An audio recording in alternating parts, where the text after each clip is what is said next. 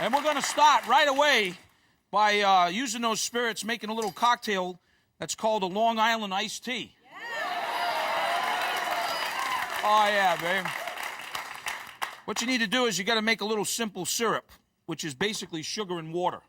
But besides just simple syrup, what we're going to do is we're going to flavor it with a little bit of lemon zest to get that little bit of lemon flavor as well.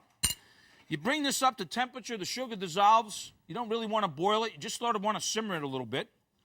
And once the sugar dissolves, you cool it down, and that's what I have right here.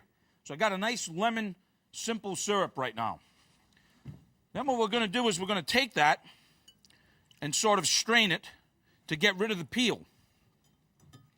Now we've got this delicious lemon simple syrup. You could do it with orange, you could do it with grapefruit, all kinds of different citrus. Here's what we're going to do. We're going to start with a little ice, just to cool us down a little bit.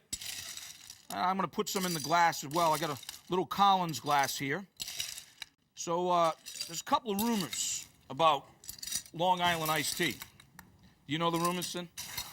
One is that, well, it was sort of born and raised out in Long Island. And the other is that they used to disguise it with a little bit of soda. So look, we're going to add a little gin, little triple sec, a little vodka. Oh, yeah, babe. Why not? We'll add a little rum, too. And then you got to have some of that Cabo Wabo tequila in there, too, right? Why stir it, right? All right, we're going to pour this now in a large Collins glass.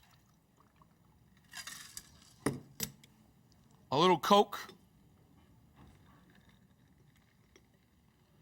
Hey, that looks like pretty Long Island iced tea to me. And we'll garnish it with a little bit of orange. So there you have it. A little Long Island iced tea right there, folks, okay? Yeah.